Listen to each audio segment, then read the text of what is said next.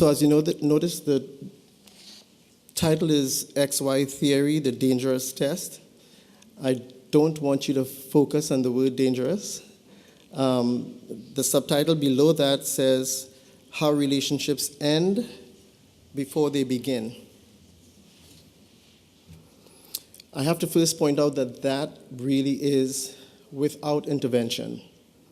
If you went out and you randomly picked someone to spend the rest of your life with, then the theory holds. Basically, what it says is conventional wisdom isn't exactly entirely correct.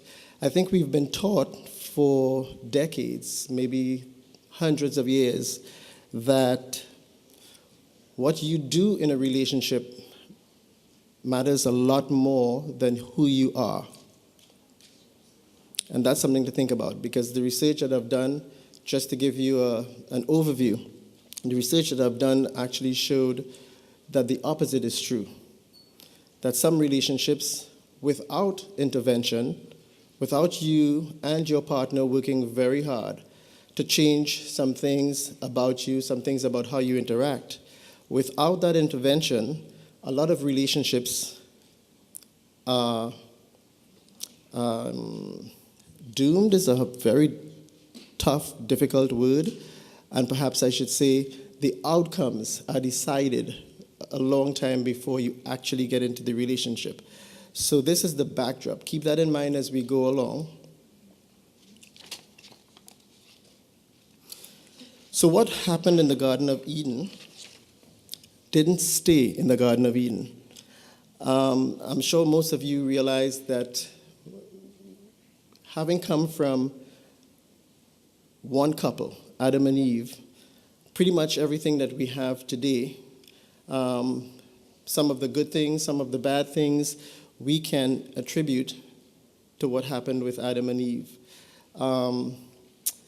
Unfortunately, they might have felt that one mistake wouldn't warrant some of the suffering that you and I endure today, especially in relationships.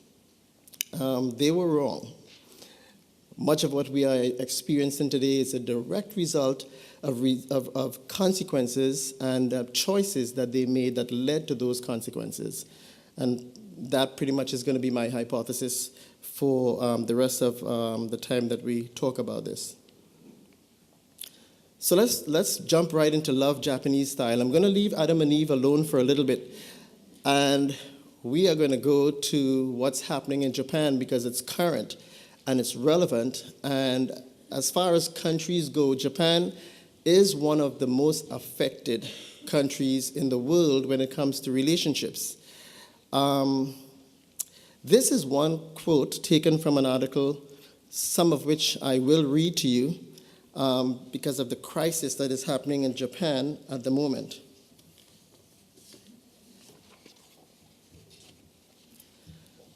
So this is a quote by Gloria Steinem. However, women in Japan have decided that this is going to be their mantra. This is how they feel. The majority of women in Japan, if I have any Japanese women here, we can talk about this a little later on. You know, we have to get our news across the media, across the seas, and sometimes it's a little different in reality. But the data and the research that we look at as psychologists, the data are showing that, in fact, women are becoming disillusioned with their men. As this says, women need men like fish need bicycles, and this probably requires absolutely no explanation. Let me read a little bit of one article that was written recently by a sociologist in Japan. It was written in Tokyo, and the writer's name is Junko Sakai. Forgive me if I am mispronouncing his name, but this is what he says. He's telling a story about a couple, and he says they were nervously looking forward to a romantic getaway with the man, and this is Junko, the female, She was looking forward to this romantic getaway with the man she'd been seeing. But when they arrived at a seaside hotel last fall, her beau requested separate rooms. Well, that would work for us, those of us that are people of faith and Christian. That's perfectly the way it should be. However, for them, this was not about Christianity at all. Stunned, Sakai nonetheless anticipated a late-night knock on the door, probably thinking that her boyfriend was one of those romantic types that would save the best for last, and she could just, sit and wait, and something spectacular was going to happen, maybe some roses. Maybe he was going to break in through the door dressed as a knight, or something spectacular she was expecting, because, who would pay for a getaway, expensive getaway, for it to go flat, for it to go bust? So nonetheless, she anticipated a late-night knock on the door, and it never came. Nothing happened, the Tokyo writer says. And then he goes on, nothing is happening with depressing regularity between Japanese men and women these days. Marriages, births, and hanky-panky are all spiraling downward with troubling implications for the nation's future. A sagging birth rate means that fewer working-age people will be around to support a growing population of elderly. A social crisis looms. There was a time, 40, 50, 60 years ago, where we were afraid of a population explosion. I don't know those of us that were around. I was around at that time, so we probably don't want to date ourselves. But remember, we kept worrying about the world becoming overpopulated and not being able to feed all the mouths that we would have. We have about 7 billion people now, and we were projecting 10 billion and 12 billion. Well, I have to tell you that in Western nations, this is no longer a concern. The concern is actually the reverse. We are now concerned that we are not having enough children to sustain our economies, to sustain populations, to sustain the way of life that we have grown used to, or even to sustain the social security system and take care of our elderly the way we would like to. So, the same thing is happening in Japan. Now, it goes on to say, more and more Japanese men and women are finding relationships too messy. Now, I'm sure that's not happening here in the US, right? They are finding relationships too tiring. And they also are finding that they are potentially humiliating and too much trouble to bother with anymore. They don't want a complicated life. Who describes marriage as a complicated life, right? I'll let you answer that question. So the writer says, who has written, and he's written a controversial bestseller. This writer has written a controversial bestseller, and it's called The Cry of the Losing Dogs. In Japan, it's a bestseller, and it's on the plight of unmarried Japanese 30-something women like herself. A little more. It goes on to say, better educated and more widely traveled and raised in more affluence than their mothers, young women no longer feel bound by the Japanese tradition that says a woman unmarried after age 25 is like a Christmas cake on December 26th. Still. Meanwhile, the men seem intimidated and bewildered by assertive young women who are nothing more like their moms, because these women are constantly seeking for independence from the old traditions, independence from all of the expectations that women have had in Japan for decades.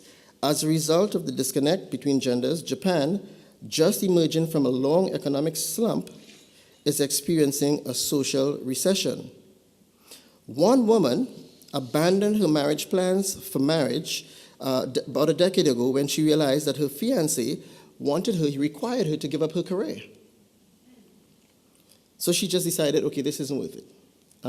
If I have to choose between my career and my husband's career, so you go on, you're out. And she did not want to lead the traditional life of a Japanese housewife. She says that Japanese men sometimes propose to women with the lines like, I want you to cook miso soup for me for the rest of my life. I don't think that's a winning proposition or a winning proposal, do you? Even if I had that in mind, I'm thinking I would be a little more tactful. Um, but he was not, and that was the end of his relationship. So what is the condition of this social recession in Japan that is as a result of the independence that women are seeking? One, the author goes on to say there's a lot of poverty due to singleness. Now we see Japan as one of the more powerhouses in terms of economic powerhouses in the world, but things are shifting and things are changing, and there's a lot of poverty, especially for single parents and even for the unmarried. They're staying at home longer, something a little similar to what we were experiencing after the 2008 meltdown. There's a lot of complaint of loneliness, lots of loneliness. There are messy, complicated relationships like we talked about. The article explains that the men and women are drifting apart. The women are clinging now to their girlfriends, to their moms, and to their Gucci bags. This is what the author says. The men are spending a lot of time at karaoke bars and are spending a lot of time on computer games. I don't know what you have been noticing with the computer games, but I still work in a school district, and I cannot begin to tell you the percentage of parents that come to me because they think that their child, especially the boys, are addicted to computer games. So what we're finding is boys addicted to computer games actually make men addicted to computer games. It isn't like years ago when you would go out and you'd play basketball as a boy, you'd play some soccer, you'd play some football, and then you'd come of age at some point and realize, hey, I have some responsibility now. I have a girlfriend, she's going to become my wife. I don't need to spend all this time with the boys. I need to be a family man.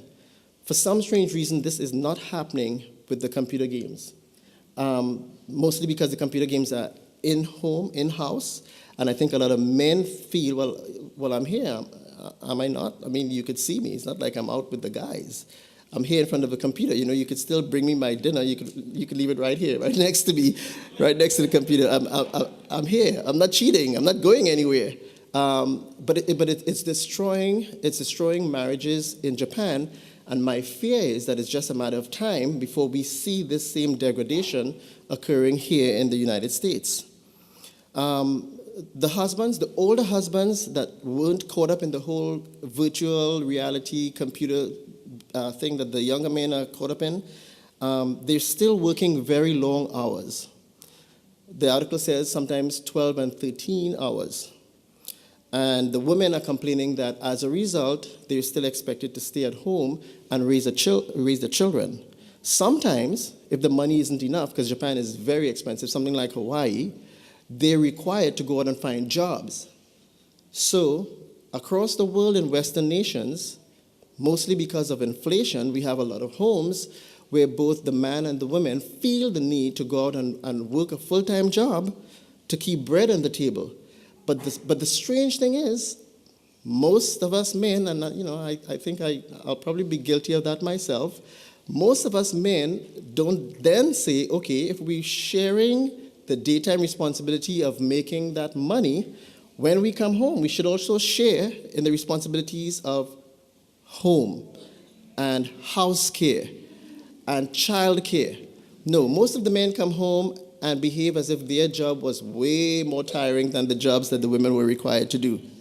So they come home and they park up in front of the television or the computer or Facebook or computer games, whatever their little relic is, and the wife is expected, on top of the 8 hours or 9 hours that she worked all day, to take care of the children and provide food on the table and just manage the home.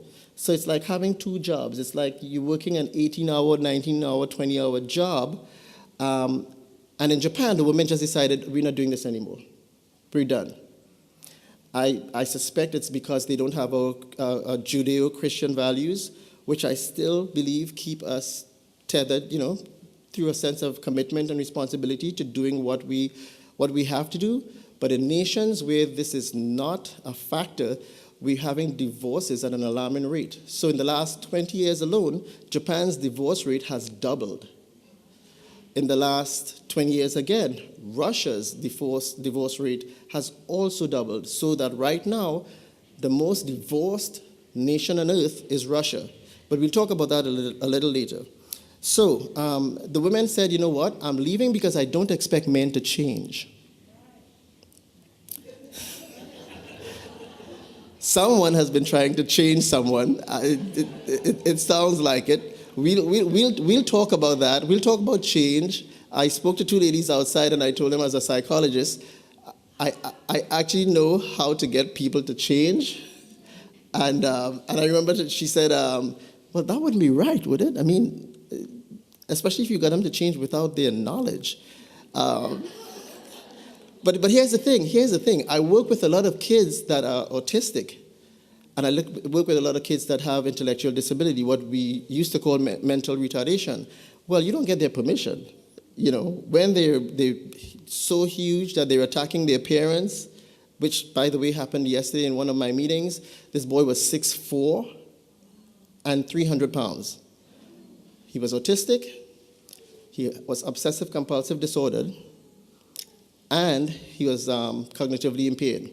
So he had no idea what he was doing, didn't understand what was going on with him, and he still had the same hormones that puberty produces. So this parent actually said, when he gets into one of his fits, all of his siblings, including myself, we have to run into our rooms and lock our doors. So when I'm called into a situation like that, I'd better come up with a solution that effects change without this boy's cooperation, because he can't. So just to let you know, there are techniques out there that can change someone that's cognitively impaired. I'm sure there are techniques there that can change husbands and wives. With or without consent, I'm just saying. It's quite possible. Maybe not totally ethical all the time, but it's very possible. I promised I wouldn't go into those, though. Okay, so no change was expected. They were tired of waiting to see growth, and after 10, 15 years, they were like, you know, this isn't going to happen, and I am not going to stick around. Japanese women are also, the article said, I'm not putting a label on Japanese women because I don't know them personally. I mean, I have a few friends, but that doesn't say this is what Japan is like. But the author, the sociologist from Japan, said that women over there tend to be very idealistic in the type of man that they wanted. He had to be a certain height and a certain look, and he had to especially make a certain amount of money because Japan is very expensive. I don't totally blame them. Also, they were very unwilling to compromise, not just the women, but the men. The men had no intention of giving up their video games, and the women had no intention of putting up with those games. So basically, we had a stalemate, and this is the reason why now it's about 70% of single women in Japan said, you know, they're pretty happy the way they are. So that's their crisis. But where did this all begin? How did we get to this point? My fear is that at some point the United States will find ourselves right there. Right now we have 22%, statistically, 22% of American, and I don't want to say American women, American men and women, the statistics say that will never marry, will never be able to find a suitable companion, no matter how hard they tried. 22%. But at least we're still looking. We're still trying. We're still doing something to make that happen. In Japan, they've just given up. Okay, so where did this all begin? As you would imagine, Adam and Eve. So the story begins with Adam. He had a very unique occupation. We know for a fact Adam was created on which day? 6. And Eve? Okay, but this was a really busy day. We still have 24-hour days. And so let's say Adam was created really early in the morning. I'm guessing that, you know, a God who doesn't sleep doesn't really need to get up at 10 a.m. and start work as late as some of us would like to. Let's say he was up at the crack of dawn. When Adam got up, they may have had some conversation, but immediately Adam was given an assignment. You know what that assignment was? Naming the animals. Now, I don't know about you, but if I were just created, I don't know if the first thing I want to do was mix with the animals. I'm thinking I'm probably going to want to explore the garden a little bit. I'm thinking I'll probably negotiate with God and say, hey, how about tomorrow? And then he would say, no, that's Sabbath. We couldn't do that. Maybe Monday. But that conversation never happened. Obedient Adam began his job of naming the animals. I thought it was strange that God thought it was very, very important that Adam do that the first thing out the gate. But God was up to something else. He knew that Adam would observe the animals as he named the animals. He knew that. And he knew that Adam would see some things happening with the animals that would cause him to pause. And what were those things? He would probably take a look at the chimpanzees, whom he named, and he would notice that they spent a lot of time in little groups grooming each other and cleaning each other and pampering each other and what he would describe at that time as loving each other. He would probably look at the big cats who were not, before sin entered, aggressive. Cats, if you think about the pets that you have at home, love to be petted. They spend a lot of time licking and cleaning themselves. And in the wild, they spend time cleaning each other as well. So Adam would have seen that. He would have seen some little rodents called voles. They're similar to the moles that come up in your lawns and create those horrible holes that you have to fill. And he would have seen the voles, and he would have noticed that the voles were a little different. Very, very family-oriented. We'll talk about that, I believe, tomorrow when we talk about how hormones are affecting your relationships in ways that you never expected. But voles are also another set of creatures that have a lot of the same hormones that we have. And he would have seen that the male vole often spent a lot of time pushing aside the female vole. Why? So that he could have a turn at caring for their pups. He's there for life, never runs away, and he wants to have a complete vested interest. He wants to be involved in raising the children. So if they have an argument at all, it'll be who's going to take care of the children. Adam would have noticed that. He would have noticed the pigeons. If you've ever watched pigeons, I at one point raised pigeons. I had like 55. A little obsessive on that, but still, I learned a lot of lessons. He would have noticed that the pigeons were spending a lot of time picking at each other and taking things out of each other's feathers. So immediately Adam would have noticed, wait a minute, I don't have someone that could give me the affection that these dumb animals are receiving. Where is my affection? I mean, I'm petting them, but it's not like they're petting me back. So I'm beginning to feel a sense of need here. And I'm making this point because some of us believe that only after sin entered the world, we began to have a lot of needs. But I'm pointing out that even in a sin-free world, Adam, through God's orchestration, was made to realize, I need someone. I need someone in my life so that I feel like I matter, so that I feel like someone loves me as much as I love them. They take care of me, I take care of them. And he saw this thing happening with the animals. But God wasn't done with him yet. He really wanted him to name all the animals, and by naming all the animals, he was able to see a few other things. The most important of which, I would say, would be the prairie dogs. If you know anything about prairie dogs, we consider them to be in the animal kingdom the communicators.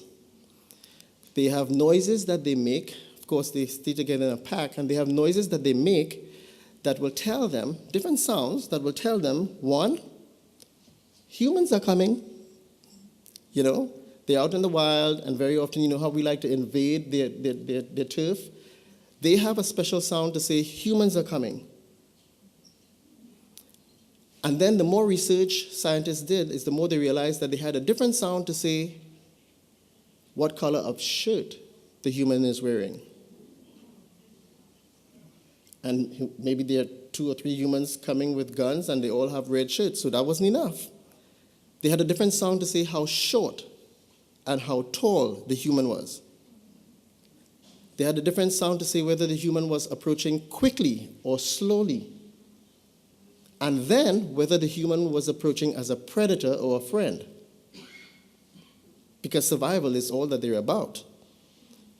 Adam, as smart as he was, because he's God's original creation, would have noticed that and would have thought to himself, so I could get a companion that loves me, but she'd better be able to talk more than these prairie dogs. So he would have noticed that he needed 2 things immediately before sin entered the world. 1, affection. Someone to love him as much as he loved her. And I'm pointing that out because the basis of this theory says that what actually happened after the fall is there was an imbalance. We can go out and find companions, okay? We can do that very easily. But finding someone that feels about us exactly the way we feel about them, finding someone that is willing to make the same amount of adjustments to be with you as you are to be with them, that's another story. So Adam, for his starting point, affection, someone to love me like I love them. And 2, I need communication. I see all these animals communicating. We know that dolphins communicate. A lot of animals communicate. And at that point, once that discovery was made, then God came on the scene. Then we started hearing things like, it's not good that a man should be alone. And before we know it, on the same day that Adam was asked to name the animals, Adam was put to sleep. A beautiful world. I wish we had it. I wish I could wake up one morning and say to God, the account is really dry. It looks like I'm not going to make it to the end of the month. And I would go to bed, and when I wake up, there would be a box with a few $100 bills to pay my bills. That would be a beautiful thing. But that's what it was for Adam and Eve before they disobeyed. So he woke up, and there she was.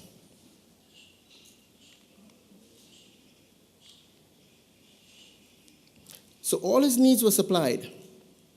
He had someone he could be attached to, and he had someone that he could be one with. And I want to point out the oneness. A lot of us have companions. We have boyfriends, we have girlfriends, we have husbands, we have wives. But are we one with them? What God actually said is, let us create someone who is like us, like the Godhead. Can you imagine the Godhead having a disagreement? Can you imagine Jesus saying to the Father, I wouldn't exactly do it that way? Or to the Holy Spirit, you weren't punctual the last time we sent you to Iraq. You need to speed it up. You need to fix that. Total agreement, total oneness in the Godhead. So when God said, let us create man and woman in our image, he expected that he was going to create 2 people who were not only inseparable, but one mind, one purpose. You can ask one of them a question, and you get the same answer if you ask the husband the next day or a mile away. Oneness. I want to point out something in Genesis 2:23 to 24. It talks about a suitable companion. I felt that this was really strange. And of course, you could tell by now that I look at every single word in the Bible to understand the meaning. Sometimes I have to go to the Hebrew and go to the Greek to figure out, okay, is this what they really meant? I'm not sure why God would need to say, I have to create a suitable companion for Adam. And this is the point that I'm making. In a sin-free world, what's a suitable companion? If there is no sin, I'm thinking any spiritual companion would do. What's with the suitable? What it said to me is, beyond your spirituality, You need someone that has traits, not just character, because we know that Adam and Eve were created in the image and the likeness and the character of God. Not just character, but someone that has the right traits, personality traits, to make them a good match for you. Are you following me? Or there's no need to put the word suitable in there. Just say God created a companion for Adam, and then that's the end of that. We know that God he does everything perfectly, and there's no need for suitable. So what's suitable for you might be no good for you. And I'm talking about, let's say we had two single women up front. I don't know you guys' status, I'm just saying. Let's say we had two single women up front, and we had two eligible bachelors on the right, and they're both evangelists. They're both men of God, and they're doing everything right. You couldn't just decide to choose either one because they're good Christian men.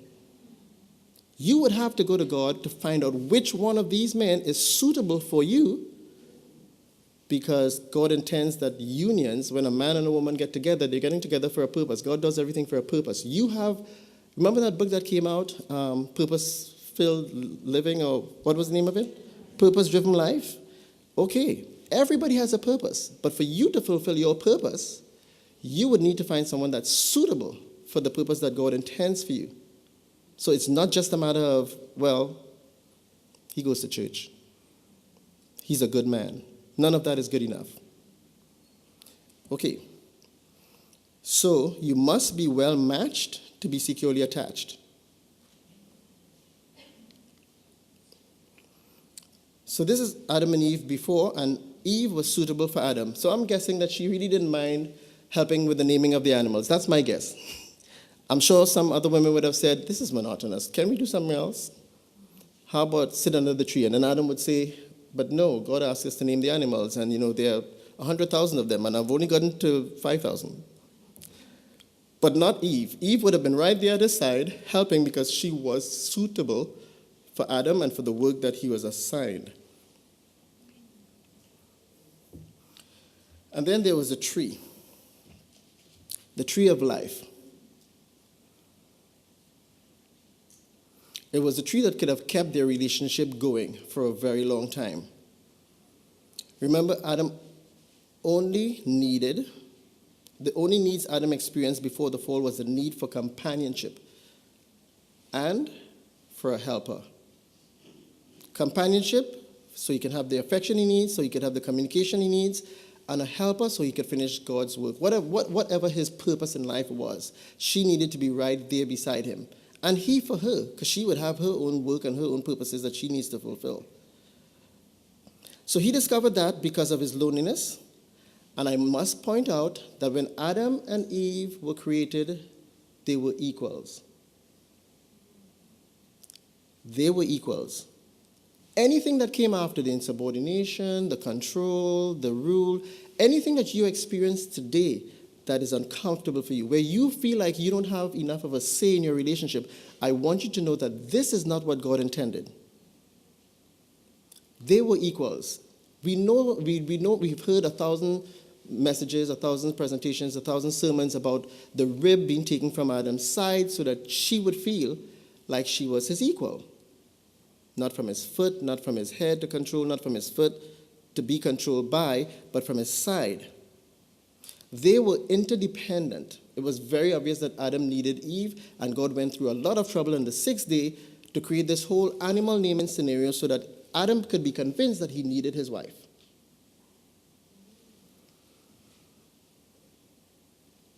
Not self-dependent, as in, I don't need God. Not independent, as in, I don't need a husband, as Japan is experiencing right now. But here's the thing. There were two trees in the Garden of Eden. I'm not sure why it took me, by the way, I'll tell you guys more about this in one of the later presentations, but I took a long time to become a Christian, and I am. But I was, and I should say a Christian that's like, serious and studying and trying to live a better life and all of that. I was Catholic before, and there were a lot of things I didn't understand. And so even when I became Christian and I, would read my Bible and try and understand things, it never occurred to me that I knew that there were two trees in the Garden of Eden, but did you know that those two trees were in the center of the garden? Again, God's ways are not our ways. His thoughts are higher than ours. I wouldn't have put those two trees in the center of the garden almost side by side. I just wouldn't. I would have put the tree of knowledge, the tree that would change everything, way off in the corner. So you can see it. You have to stumble on that tree, maybe after 1,000 years or so. Because I don't want you to go at it. I don't want you to touch it.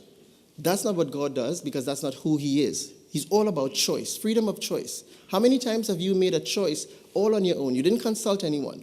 You didn't consult your husband. You didn't pray about it. You didn't go to your financial advisor. You just felt that this looked good, and you were going to do it no matter what, and you did.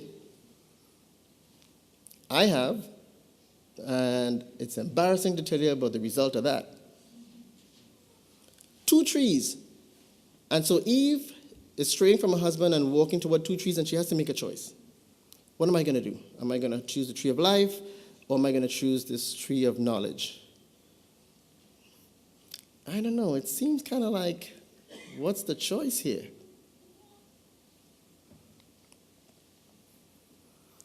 Well, Eve didn't make the right choice. She was deceived by the snake, and she didn't make the right choice.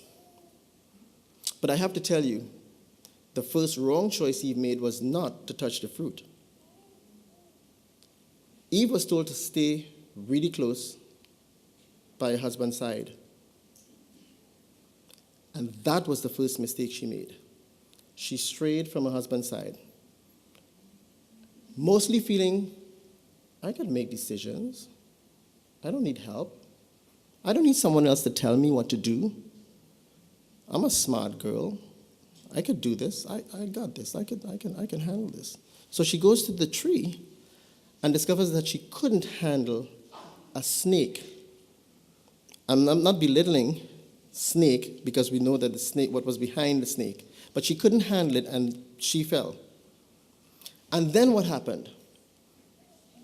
She ran to Adam. Now, I want you ladies not to feel, I've heard sermons where women left feeling really bad because, we just keep beating up on Eve. Poor Eve. If she didn't touch this tree, we wouldn't be here today suffering with all that we're suffering. And look, I have a divorce now because of Eve. And my kids are all messed up because of Eve. And, I'm doing what I'm doing because of Eve. The fact of the matter is, did you ever think about the fact that if Adam hadn't eaten the tree, you would still not be here? You would be in the Garden of Eden right now. Did you ever think about that? They did not get tossed out because of Eve. They got thrown out because of Adam. All Adam had to do was to trust that the God who gave him Eve in the first place could give him another Eve, as painful as that decision would have been. Eve, I feel sorry for, because she didn't get to see all of that. Adam was the one that got to experience loneliness first, and then God's quick provision after. So if you saw that God, within hours of your discovery that you needed someone, brought you that someone, then why couldn't you choose him for someone else? So here's the hint for tomorrow's presentation. To make sure that Adam and Eve would stay together for life, and any other creature that stays together for life, God put within them certain hormones. Science now has identified those hormones, and we know specifically the hormone that causes you to want to stay with your wife for life. We have. And we have found that husbands that don't want to stay with their spouses and women that don't want to stay with their men are very often short on that hormone. Yes. This is the reason why I have here that Adam made a hormonal choice. Once Adam had bonded to Eve, he had to fight chemistry. He had to fight his body. He had to fight his mind. He had to fight hormones to decide to separate from Eve, and it was extremely difficult because God had already put within him those hormones that would keep him there for life. So I want you to understand that sometimes we give them a hard rap, but they went through a lot and it was very, very difficult. No excuse for sin, but it was extremely difficult. So she touched the fruit. But here's the thing, fruit is a symbol. It could have been any fruit. Some people think it's an apple, and I've heard huge theological arguments. I sat in classes where theologians went on for 45 minutes trying to figure out what fruit it is, and I thought, how pointless. Pointless because in the Hebrew, the majority of time, when you see fruit, it represents something other than something nice to eat. The Bible talks about the fruit of your labor, doesn't it? Fruit represents experiences. Fruit represents lifestyle, outcomes, choices, actions, relationship, knowledge. And knowing all of that, Eve chose to touch it. When she did that, she gave up her equality for subordination. She gave up trust for experimenting. And we're still experimenting today. A lot of what we have to figure out, we have to experiment with, and we have to test. Even the Bible says, try the spirits. She gave up an occupation for preoccupation. Raising children would become her preoccupation. Getting out there and trying to eke out a living from the ground would become Adam's preoccupation. There's a reason why men in Japan are working 13-hour days. There's a reason why men in most Western nations are working 13-hour days. Because it started in the Garden of Eden, and it was the result of a curse. This is what God said. I provided you fruit trees. I provided you food. I provided you everything that you had, and you refused it. So now you will go out there. You will be the provider for your family, and it's going to be difficult. So difficult that you're going to be out there from sunrise to sunset. This began in the Garden of Eden, not in Tokyo, not in Hong Kong, not in LA, not in London, not in New York. She gave up abundance for subsistence, for lack. There were some families that just died because there was a famine. Hundreds of families. She gave up interdependence for dependence. Now she had to depend upon Adam because part of her curse was that she was going to be preoccupied with raising children, which would keep her in the home, which means that he had to be out there providing for her. I will greatly multiply thy sorrow, and thy conception was one curse. The other, he shall rule over thee. We've heard these. Thy desire shall be towards thy husband. In the sweat of thy brow thou shalt eat bread. Notice that 2, 3, and 4 curses come with a promise of relationship issues. So I'm going to go a little faster so we can make the time. What happened with Eve when she strayed? Her physiology changed, and that's something that you need to understand. Even though she didn't die immediately, like God had said, death began. Her cells were changed. The environment changed. Immediately, the Bible tells us, leaves began to fall off of the trees. She had no idea that this was going to be the effect of her touching a fruit, one fruit. Their genetics and their hormones changed. I talked about the hormone that keeps people together. That changed. It's the reason why we have so much infidelity today. Chemistry changed when Eve did what she did. Their compatibility with God and with each other changed. Their physical access to God changed, which is why we can pray for a long time to get some things done. The triangular relationship was broken, and of course, Eve's desire changed. Now, that one curse, your desire will be toward him, needs to be explained. What God was trying to say to her is, you have created an imbalance. Because I'm going to make him preoccupied with career and his job and his work, you will need him more than he needs you. Because back then, he was the provider. You will change to accommodate him more than he changes to accommodate you. You will have a crippling sorrow over the turn of events because of your choice. You will desire him more than he wants you. He is likely to control you, to rule over you, because that was one of the direct curses. And like you, your descendants will focus on the visual, the superficial, the material. Remember, the Bible says that she looked at the fruit and she thought it was pleasant to the eyes, a fruit that was desirable. We have a lot of men and women who step out of their relationships just because they've seen someone that looks better than their spouse.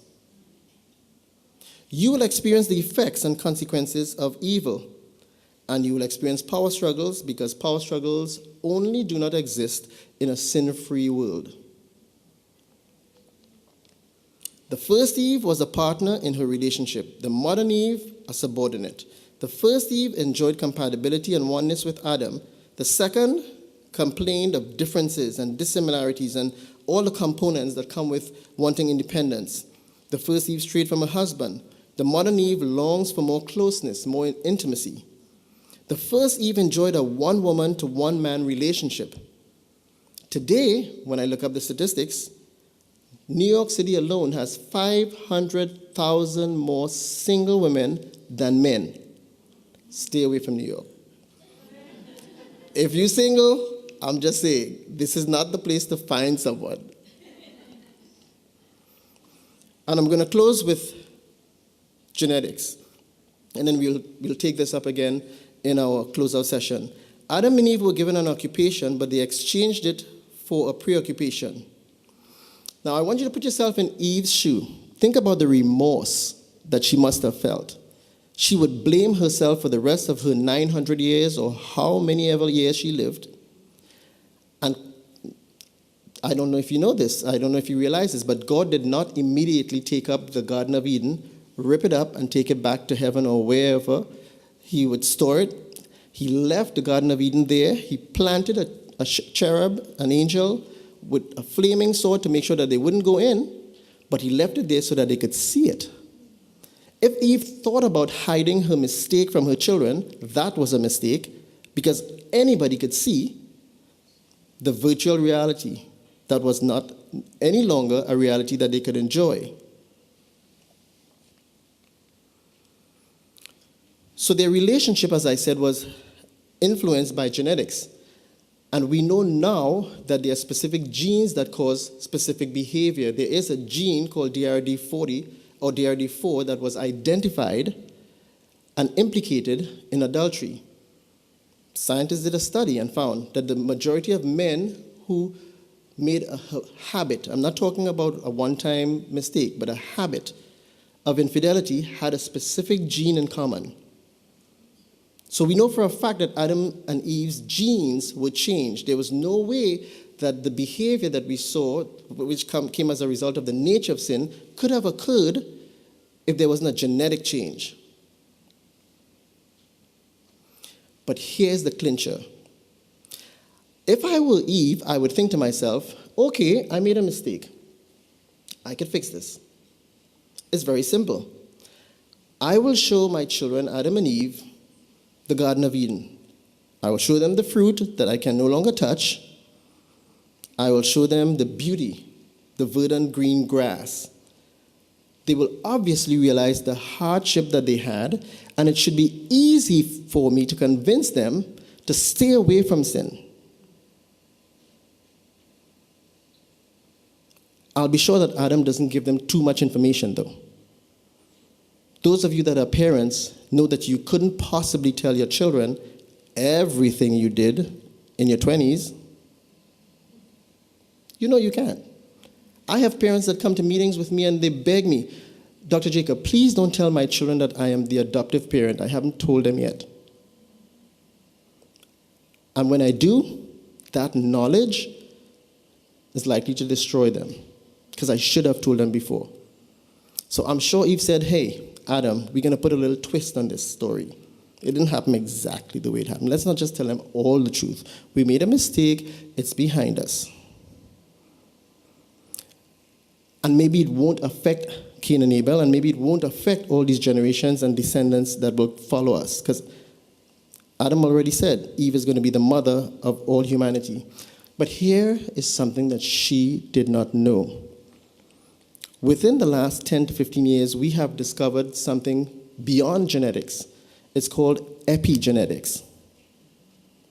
A very scary discovery.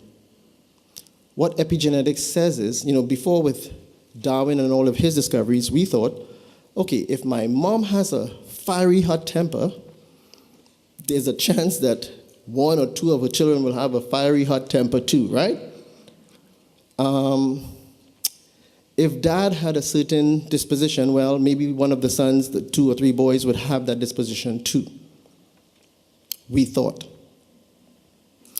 Now we know that there are specific genes, and this one is very recent.